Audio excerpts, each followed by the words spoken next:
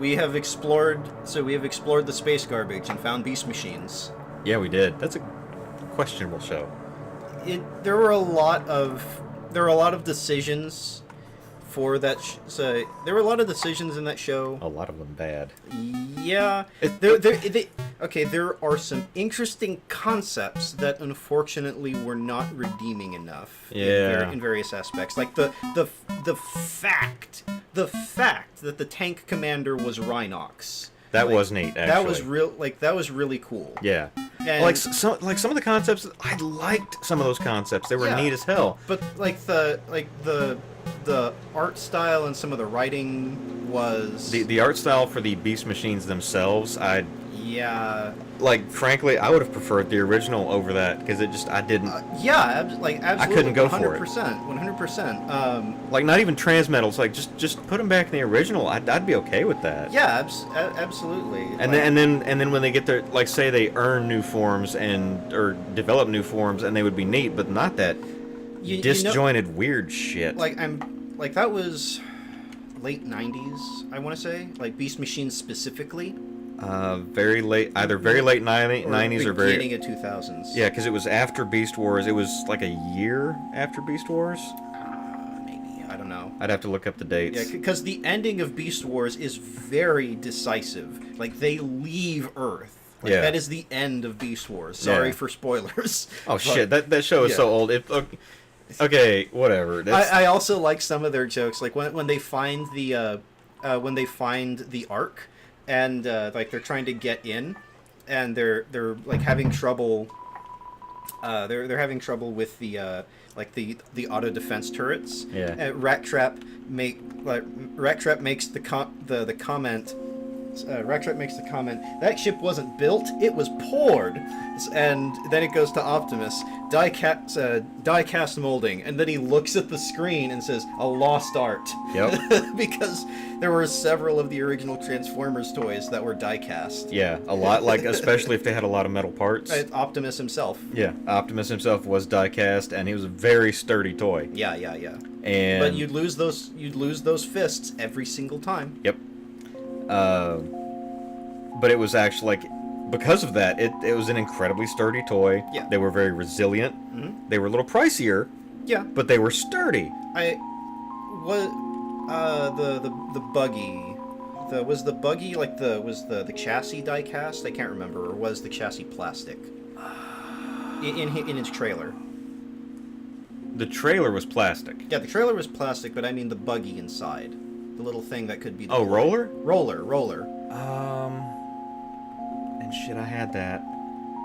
I'm trying to think. Because I can't remember. No, you know what? So long. What I had was not the original release. It was that re-release years later. So,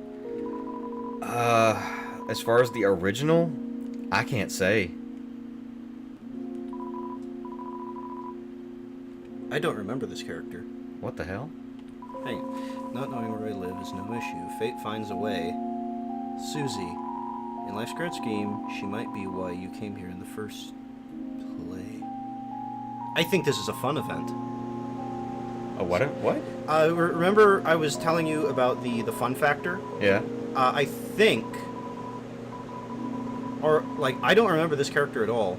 So, what do I... you don't do any... you just talk to them. Okay. The fun factor is a totally random instance. Life's grand scheme. She might be why you came to this place. I don't... Susie. I don't remember Susie. Yeah, I don't remember Susie either. That's why I'm thinking that's a fun factor character. The other most prominent fun factor characters are very, very recognizable. That one I'm just not sure about. And thank you, Future Chris, for checking on that. Yeah, checking on that.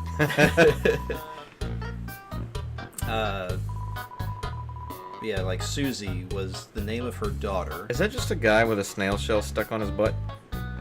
I think it is another snail. I'm not 100% sure. Oh. Yeah, okay, he just sold his shell to this guy. Right. Okay. So maybe it's not another snail because all the other snails have their stalks. So maybe it's just a guy.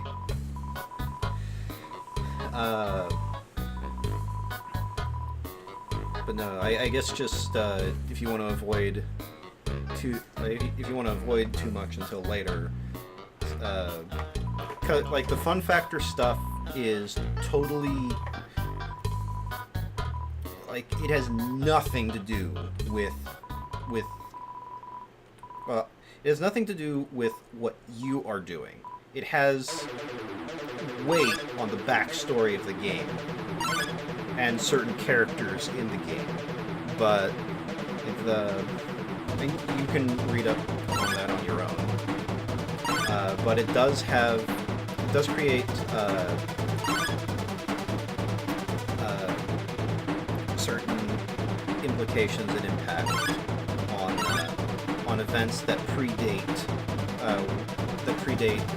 this when you come along, when the player character comes along. Oh well. I didn't expect to win, but that's a lot better than I usually do. Yeah, I think that's way further than other times. Oh. Yeah, like it. Even if you air quotes succeed, you don't really win anything, do you? You do get 100 you do get 100 gold because he winds up feeling bad because she thinks she won, but she didn't actually. Huh. Like it's so close. It's so close that the yellow snail thinks they won, and Bluky doesn't have the heart to say, no, you didn't.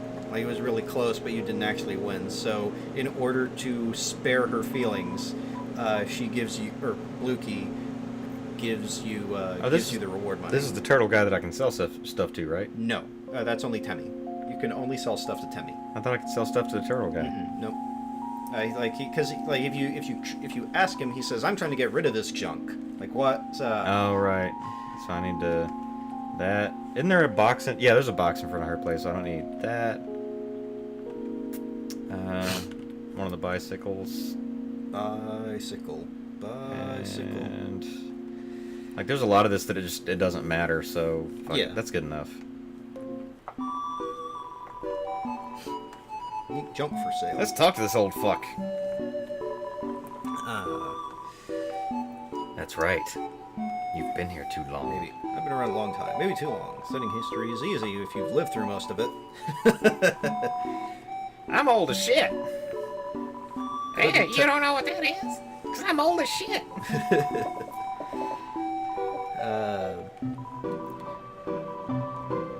But yeah, like he you can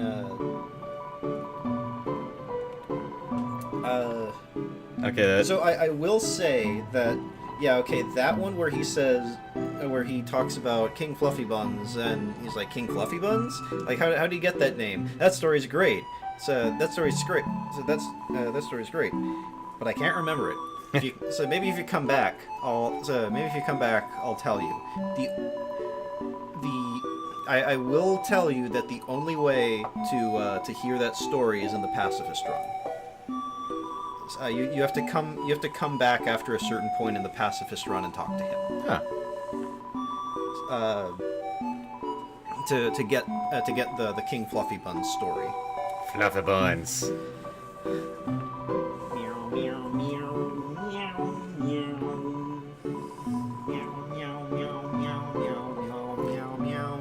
Now, actually, a previous conversation, the thing about Diablo got me thinking about 3, actually, and their reintroduction of the Necromancer. Right.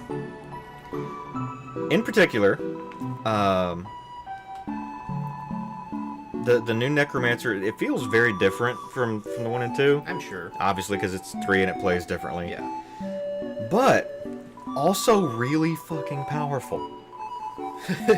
To properly put this in perspective, they have legendary items, ancient legendary items, which are more powerful versions of the same item. Yeah, don't they have like their stats marked up like 40 to 60%? I think it's about 40% on average.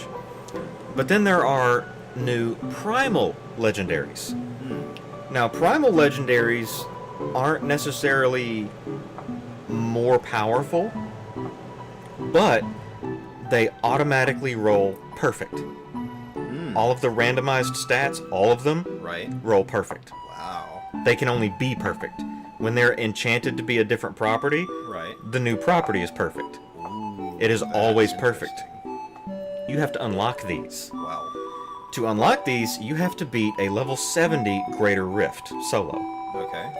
Level 70 is equivalent to, let's see, level 60 is equivalent to Torment 13, which is the highest standard difficulty. Yeah. And every 5 levels after, I think it's every 5 levels after about 20, it's another Torment level. Yeah. It's something like that. It's 4 or 5. It's every 4 or 5. Essentially, 70 is equivalent to Torment 15. Yeah. My Witch Doctor beforehand was my most powerful character. Right. He basically could not die. But Fair enough. his damage output, though, I'm like, damage-wise, he basically couldn't be killed. But he didn't have the damage output to get past, like... So his fights were a slog. Yes, because he couldn't control his minions, and it was based on his minions. He couldn't get past Greater Rift, like, 62, 63. Purely because of time. Right. Because it is timed. Yeah. You have 15 minutes. Yeah, I do remember that. Now, he had mostly ancient legendary gear, totally powered up. It was like the perfect setup for that build, Yeah. and he couldn't do it. Damn. My Necromancer, 3 ancient legendaries, Okay.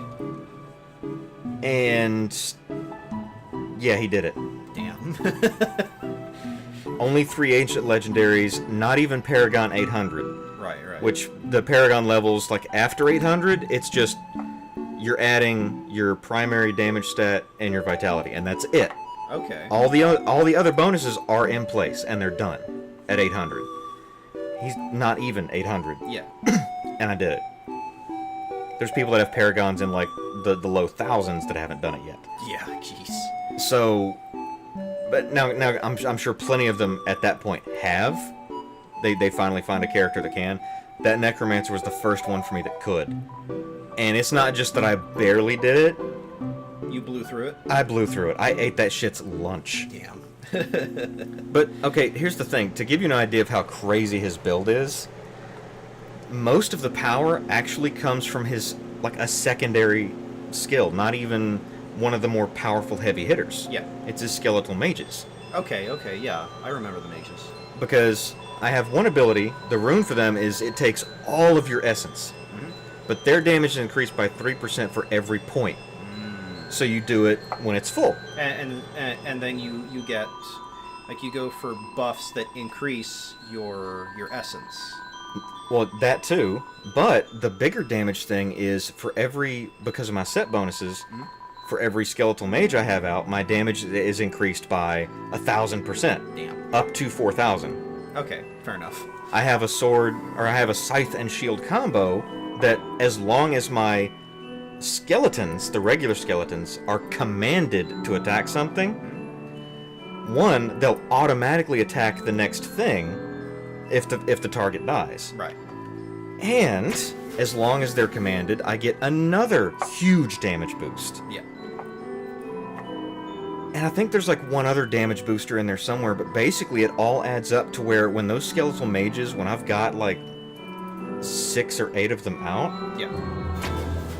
I'm just walking. That's all I'm doing is just walking. Yeah. And everything around me is dying. I might have to hang up.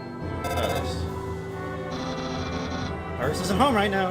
And neither are we.